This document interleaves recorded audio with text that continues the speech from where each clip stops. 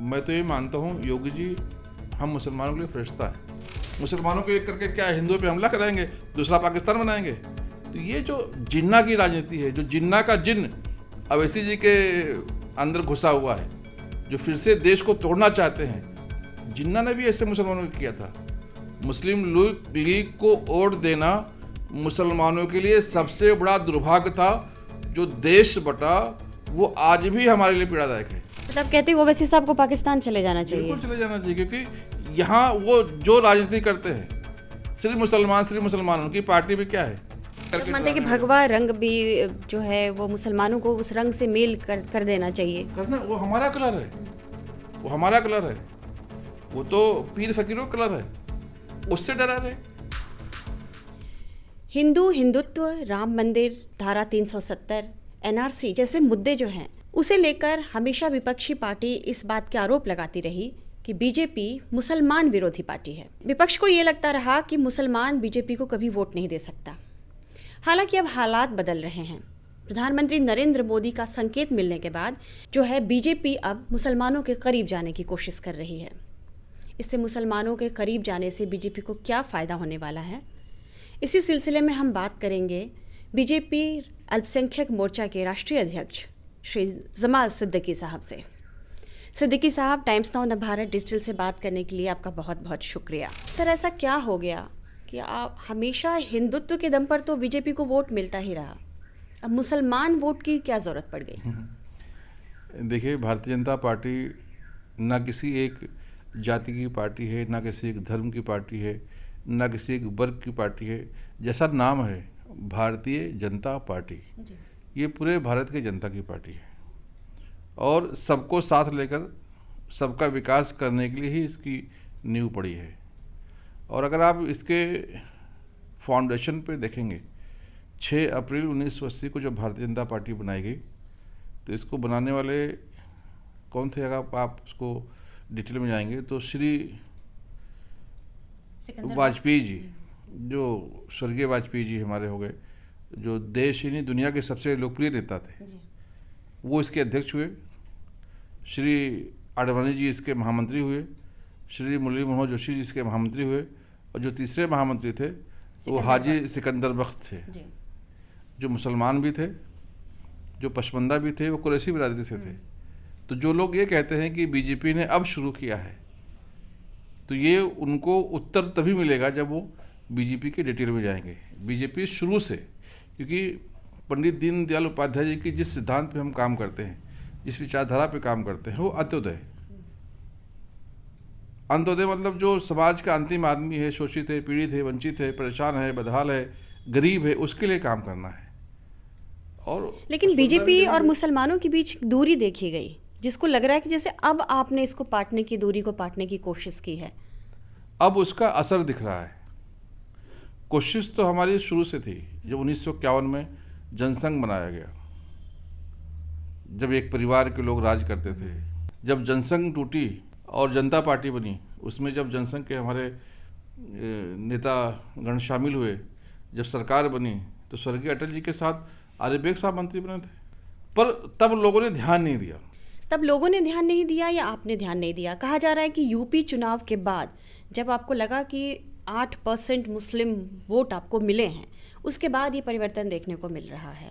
आप पसमानदा मुसलमानों के करीब जाने की कोशिश कर रहे हैं। मैं आपको बताऊंगा कि जब भारतीय जनता पार्टी की स्थापना हुई जी, तो उसमें भी मुसलमान थे, वो थे आर्य बेग साहब।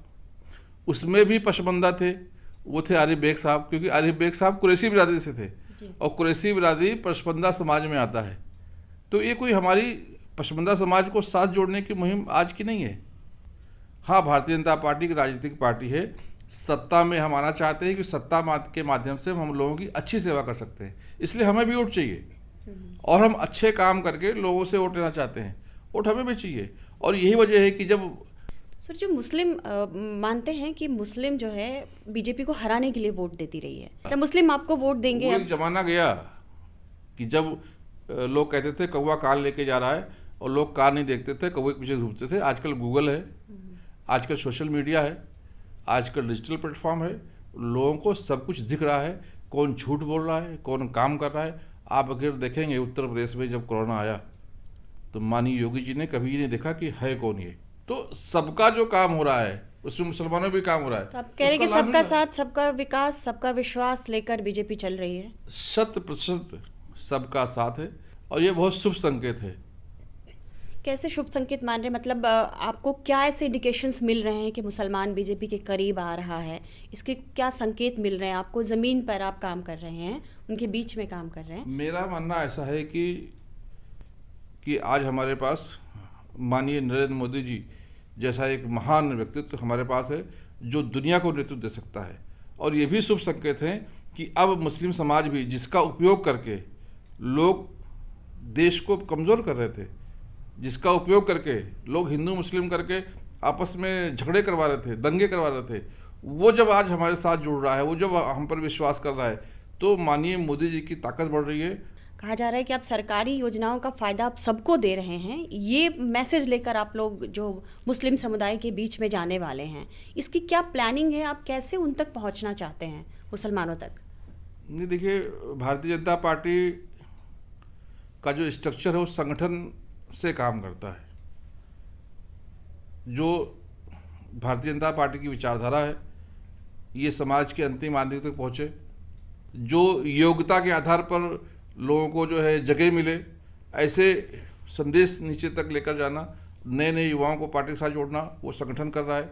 जो राष्ट्रीय टीम है, जो प्रदेश की टीम है, जो जिले की टीम है, जो मंडल की टीम है, जो बूथ के कार्यकर्ता हैं, ये सब साथ मिलकर काम कर रहे हैं और ये नेटवर्क अब एक्टिवेट हो चुका है। हमारी योजनाएं क्या क्या हैं ये सब हम उनको बता रहे हैं। लेकिन सर, आप प्रशिक्षण दे रहे हैं अपने नेताओं की, लेकिन आपके कुछ नेताओं की बयानबाजी ऐसी रही जिससे ये छवि बनी कि मुस्लिम विरोधी बयान देते रहते हैं अक्सर। तो क्या उन नेताओं को भी कोई ट्रेनिंग दे रहे हैं आप, जो कि मुसलमानों के बीच में जाएंगे, वो कैसे क्या बात करेंगे, कैसे बयान देंगे, इस पर भी कोई ट्रेनिंग हो रही है? मेरा ऐसा मानना है कि जहाँ भी कोई गड़बड़ करता है तो पार्टी ने कार्रवाई किया है, सरकार से कार्रवाई हुई है और भारतीय जनता पार्टी में सभी धर्मों का सम्मान सिखाया जाता है। अगर कोई गलती से करता है तो उसको उसका सज़ा भी मिलती है, बहुत सारे आप देखेंगे होंगे। लेकिन प्रधानमंत्री जी ने हमेशा कहा है कि हमें विकासवादी राजनीति की तरफ जाना है। वो चाहता है लोग अशिक्षित रहे, जिससे वोट बैंक और विशेष रूप से अल्पसंख्यक समाज को, मुस्लिम समाज को लोग अशिक्षित रखकर, गरीब रखकर वोट बैंक के रूप में इस्तेमाल करना चाहते थे। आप देखें, पहले अगर कोई बीमार होता था मुस्लिम समाज में, मैं तो देखता हूँ, तो लोग चंदा करते थे। जुमे के दिन चादर बिछा के लोग बैठते थे कि फला घर में कोई बीमार हो गया है, आप चंदा कर दे, उसका इलाज कराना है। लेकिन आज प्रधानमंत्री जी ने सब गरीब के जेब में आयुष्मान भारत का कार्ड डाल दिया है। वो अपने आयुष्मान भारत के कार्ड के बदौलत वो जाकर अच्छे से अच्छे अस्पताल में इलाज करवा सकता है, जिससे ये व्यवस्था प्रधानमंत्री जी ने की है कि वो किसी पर निर्भर ना हो। हैदराबाद में जो बीजेपी वर्किंग कमेटी की जो मीटिंग हुई थी आपकी, उसके बाद वहाँ कही गई बात कि प्रधानमंत्री ने कहा कि पसमानदा मुसलमानों को जोड़ने की तरफ बीजेपी ध्यान दे, यूपी बीजेपी। तो पसमानदा मुसलमानों को जोड़ने के लिए अब क्या प्लान है आप लोगों के पास? कैसे उन तक पहुँच रहे हैं आप? कैसे उनको बीजेपी के साथ जोड़ रहे हैं? हाँ, ये बात सही है कि माननीय प्रधानमंत्री जी ने उस बैठक में चिंता की, क्योंकि हमारी जो सरकार है, माननीय प्रधानमंत्री जी की जो सरकार चल रही है, वो गरीब कल्याण के लिए समर्पित है। जिस विचारधारा पे हम काम कर रहे हैं, पंडित दीनदयाल उपाध्याय जी की जो विचारधारा है, वो अंत्योदय की विचारधारा है। जो समाज का अंतिम आदमी है उसको लाभ पहुँचे, वो पिछड़ा ना रह जाए। और जाहिर सी बात है, जो पसमानदा समाज है वो पिछड़ा है, उसके कल्याण के बिना जो प्रधानमंत्री जी का गरीब कल्याण हो ही नहीं सकता। तो प्रधानमंत्री जी चिंता किया कि हमें जो अल्पसंख्यक समाज में, विशेष रूप से मुस्लिम समाज में पसमानदा भाई हैं, उनको भी देखना है कि कहीं वो विकास से दूर तो नहीं रह रहे, कहीं उसका कोई दुरुपयोग तो नहीं कर रहा है। पर इसके पहले भी मैंने बताया कि आप देखेंगे तो जब महामंत्री बने सिकंदर बख्श जी, तो भी पसमानदा समाज के थे, कहीं ना कहीं ये फैक्टर रहा होगा। आप अल्पसंख्यक मोर्चे के जो राष्ट्रीय अध्यक्ष बने, उनकी टीम देख लीजिए, उसमें जो है 75% पसमानदा समाज के अध्यक्ष बने। मैं भी पसमानदा समाज का हूँ। तो भारतीय जनता पार्टी ने सभी समाज को, सभी वर्ग को, सभी घटक को न्याय देने का काम किया है। भारतीय जनता पार्टी पसमानदा समाज का विकास हो, पसमानदा समाज में नेतृत्व डेवलप हो। आज उत्तर प्रदेश में देखें, और केंद्र में ना तो कोई मुस्लिम मिनिस्टर है, ना तो कोई सांसद बचे हैं। तो जब आप ऊपर टॉप लीडरशिप में आप जब मुसलमानों को नहीं देखते हैं, तो नीचे जो लोग हैं उनको कैसे उम्मीद जगेगी? उनमें कैसे आप ये भरोसा दिलाएंगे? अगर मंत्री बनने से देश के लोगों का विकास होता तो मुसलमान शिक्षा में सबसे आगे होते, क्योंकि जब देश में सरकार बनी तो सबसे पहले जो शिक्षा मंत्री हुए वो थे मौलाना आज़ाद साहब। कांग्रेस ने इतने मंत्री दिए, लेकिन जब सोनिया गांधी जी ने सोचा कि चलो देखें मुसलमानों का क्या हाल है, और जब न्यायाधीश राजेश सच्चर जी को सच्चर कमेटी बनाकर उसका काम सौंपा, तब जब सच्चर जी ने रिपोर्ट दी तो उन्होंने बताया कि मुस्लिम समाज की हालत दलित भाइयों से भी ज़्यादा बदतर है। जी। तो बात ये नहीं कि मंत्री कौन है, बात ये है कि योजनाएं कौन सी हैं और उनको लागू कैसे किया जा रहा है। हाल में ही संघ प्रमुख मुस्लिम बुद्धिजीवियों से मिले और मदरसे में भी गए। ये एक मुसलमानों आउटरीच उनका प्रोग्राम कह सकते हैं कि संघ का आउटरीच प्रोग्राम था ये। इसको आप किस तरह से देखते हैं? इससे बीजेपी को कितना फ़ायदा मिलेगा? मुझे लगता है कि अभी विजयदशमी के अपने भाषण में आदरणीय भागवत जी ने क्लियर कर दिया कि ये आउटरीच कोई आज की बात नहीं है। डॉक्टर हेडगेवार साहब भी जाया करते थे, उन्होंने बताया डॉक्टर जिलानी के पास गए थे। तो जो संघ परिवार है वो जो एक अच्छा इंसान बनाने का काम कर रहा है, संघ परिवार जो एक आदर्श नागरिक बनाने का काम कर रहा है, आदर्श नागरिक बनकर लोग अपने अपने जगह जाकर काम करें, कोई राजनीति में जाए, कोई व्यापार में जाए, कोई सरकारी नौकरियों में जाए और वहाँ अच्छा नागरिक बनकर काम करे, तो उसके लिए तो सबसे मिलना ही पड़ेगा। संघ किसी एक धर्म का तो संगठन है नहीं, सभी धर्मों को के लोग साथ मिलकर काम करते हैं वहाँ पर। हाँ, लेकिन जिस प्रकार से बदनाम किया गया है संघ को, जिस प्रकार से संघ से लोगों को दूर रखा जाता है कि ऐसा ना हो कि वहाँ जाकर अच्छा आदमी बन जाए तो हमारा क्या होगा, तो ये अब लोगों को पेट में दर्द हो रहा है। पर ओवैसी साहब को ये सब अच्छा नहीं लगता। वो कहते हैं कि आपको मुसलमानों की, बीजेपी को मुसलमानों की दाढ़ी से, टोपी से प्रॉब्लम है ना, मुस्लिम विरोधी पार्टी है बीजेपी। मेरा ऐसा मानना है कि अगर वो ये नहीं कहेंगे तो उनकी दुकान ही बंद हो जाएगी। उनके अब्बा ने पार्टी, उनके दादा ने पार्टी बनाई थी, उनके अब्बा के अकेले सांसद थे, वो भी अकेले एक सांसद हैं, और उनकी पार्टी जहाँ भी जाती है वो धक्के खा के वापस आ जाती है। तो अगर वो हिंदू मुसलमानों को बांटेंगे नहीं तो उनकी दुकान ही चलेगी। मुझे तो ये लगता है कि ये उसी वक्त चले जाना चाहिए पाकिस्तान, क्योंकि ये लोग पहले भारत में नहीं आए। मतलब कहते हैं ओवैसी साहब को पाकिस्तान चले जाना चाहिए। बिल्कुल चले जाना चाहिए, क्योंकि यहाँ वो जो राजनीति करते हैं सिर्फ मुसलमान, उनकी पार्टी में क्या है, इत्तेहादुल मुसलमीन, यानी मुसलमानों की एकता। क्यों भाई, हिंदुओं की एकता क्यों नहीं? मुसलमानों को एक करके क्या हिंदुओं पे हमला कराएंगे, दूसरा पाकिस्तान बनाएंगे?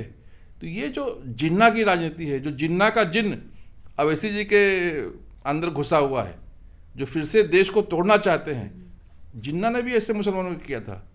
मुस्लिम लीग को वोट देना मुसलमानों के लिए सबसे बड़ा दुर्भाग्य था। जो देश बटा वो आज भी हमारे लिए पीड़ादायक है, उसमें सबसे ज़्यादा घाटा मुसलमान का हुआ। आज हम अल्पसंख्यक हो गए। तो आप मानते हैं कि ओवैसी पर जिन्ना का जिन सवार हो गया है? 100% जिन्ना का जिन सवार है, और वो जिस तरह से देश को बांटना चाहते हैं, वो फिर से एक अलग पाकिस्तान बनाने की कोशिश कर रहे हैं।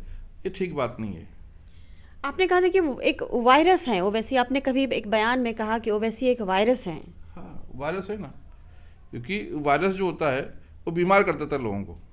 तो ये जो अच्छे खासे हिंदू मुस्लिम एकता के साथ काम करने वाले, रोजगार करने वाले, जिस जगह भाषण दे के आते हैं ओवैसी जी, उस जगह कम से कम 6 महीना तनाव रहता है, लोग दूर रहते एक दूसरे से, कई दोस्ती टूट जाती है। हमने तो ये देखा है कई रिश्ते भी टूट गए। ये बड़ा आरोप है आपका, मतलब ये आपका बड़ा आरोप है? आरोप नहीं, सच्चाई है। जहां वो भाषण दे के आते हैं, जहां वो आग उगल के आते हैं, वहां मुस्लिमों को किराए से मकान नहीं मिलता। जो मुस्लिम पान ठेले वाले हैं, जो मुस्लिम ठेले वाले हैं, खोमचे वाले हैं, रेडी वाले हैं, हिंदू भाई उनके पास जाते नहीं सामान खरीदने, क्योंकि जो आप आग लगाएंगे उसका असर तो आप पे नहीं होगा, क्योंकि आप तो बहुत बड़े आदमी हैं, आप तो आग लगाए चले गए, लेकिन नीचे असर दिखता है। व्यापार में, रोजगार में, संबंधों में, शादी ब्याह में आने जाने में ये असर दिखता है। तो आप मानते हैं कि वो भड़काते हैं लोगों को? 100% भड़काते हैं। अपनी राजनीति की रोटी सेकने के लिए वो मुसलमानों को भड़काते हैं, हिंदू भाइयों से दूर करते हैं। और ये हिंदू मुसलमान तो एक दूसरे की ताकत है, इसको अलग नहीं कर सकते हम। आप ओवैसी पर इतने आरोप लगा रहे हैं, लेकिन विपक्षी पार्टी आरोप लगाती है कि ओवैसी की पार्टी तो बीजेपी की बी टीम है। अब विपक्षियों के पास है क्या, क्योंकि वो सिर्फ आरोप लगा सकते हैं। मैं आपको सच्चाई बता रहा हूँ। आप अगर कहीं सर्वे करेंगे अवैसी जी के भाषण के बाद, तो आप कम से कम 6 महीना तनाव पाएंगे वहाँ पर। वो जो बातें बोल कर आते हैं, जो नफरत बोल कर आते हैं, जिस तरह का वो जाकर बयान करते हैं, वो लोगों को नीचे तक हर्ट करता है और उसका असर बहुत दिनों तक रहता है।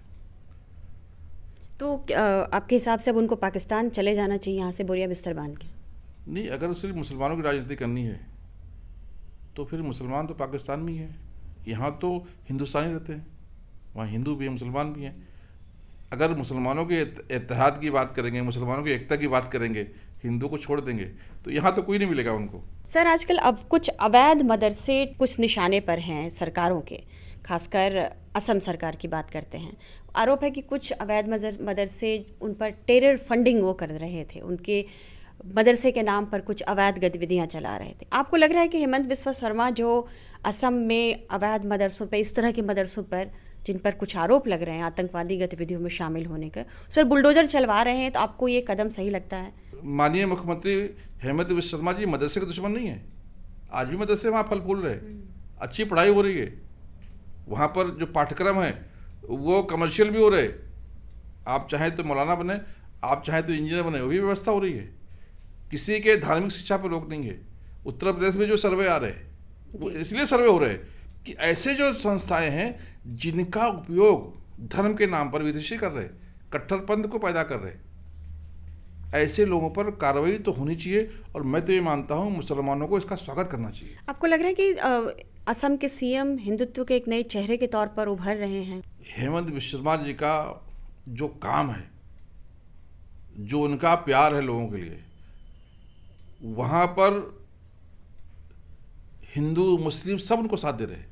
तो आपको लगता है कि जो हेमंत बिस्वा शर्मा जो कर रहे हैं, बुलडोजर जो चलवा रहे हैं अवैध मदरसों पर, आपको लगता है कि वो ठीक कार्रवाई है और इसको पूरे राज्य में होना चाहिए, पूरे देश में होना चाहिए? वो किसी भी धर्म के पाठशाला क्यों ना हो, मदरसे का स्कूल क्यों ना हो, कोई भी हो, जहाँ की गतिविधियाँ संदिग्ध हैं, जो अथॉराइज नहीं है, जिनका सिलेबस अप्रूव नहीं है, वो अगर बच्चों के दिमाग में डाला जाएगा तो वो देश के लिए, देश की एकता अखंडता के लिए खतरा है।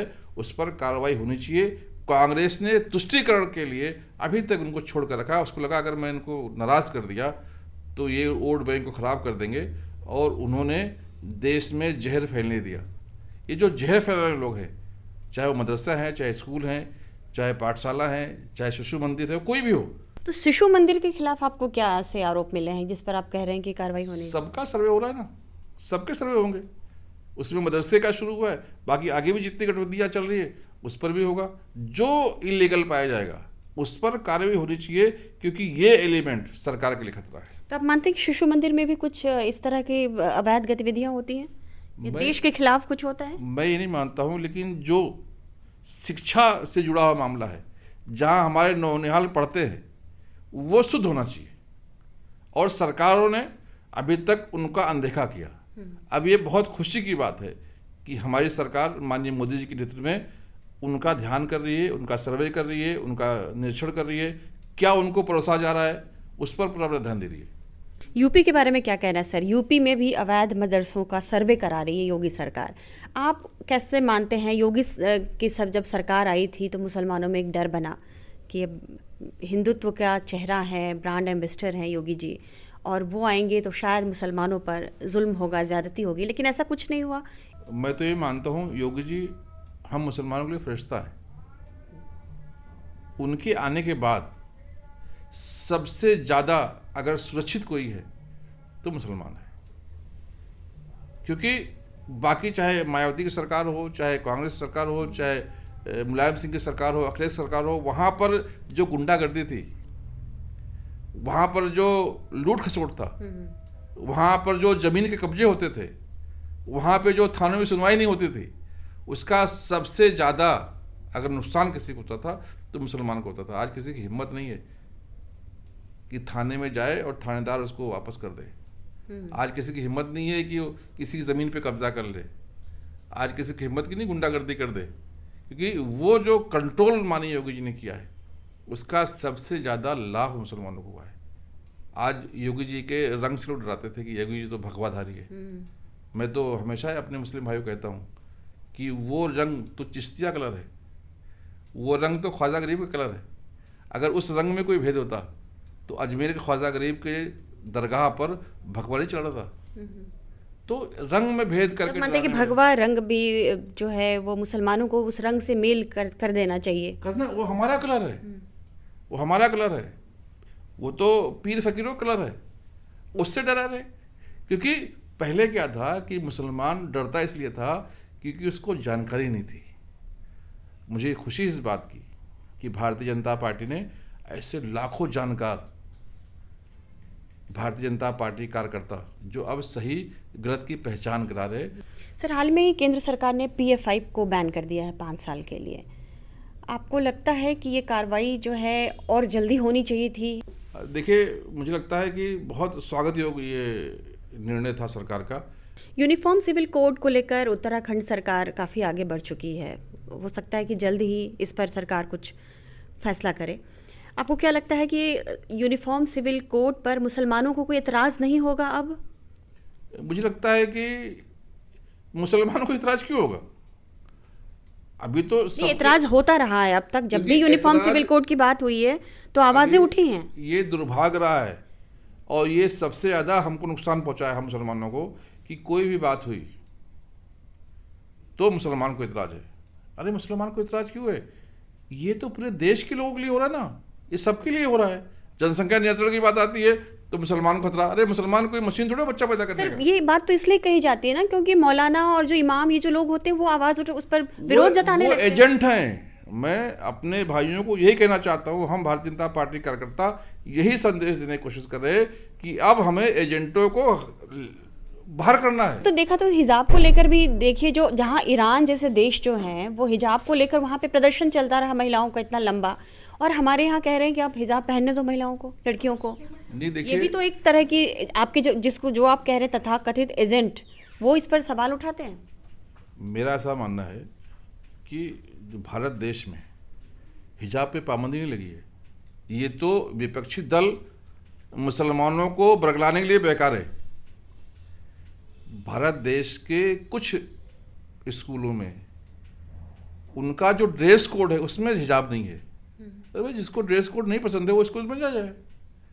आप शहर में, घर में, बाजार में हिजाब पहन सकते हैं, हाँ, लेकिन किसी पर हिजाब पहनने का दबाव भी नहीं होना चाहिए कि तुमको हिजाब ही पहनना है। सबको अपना पहनने का अधिकार है।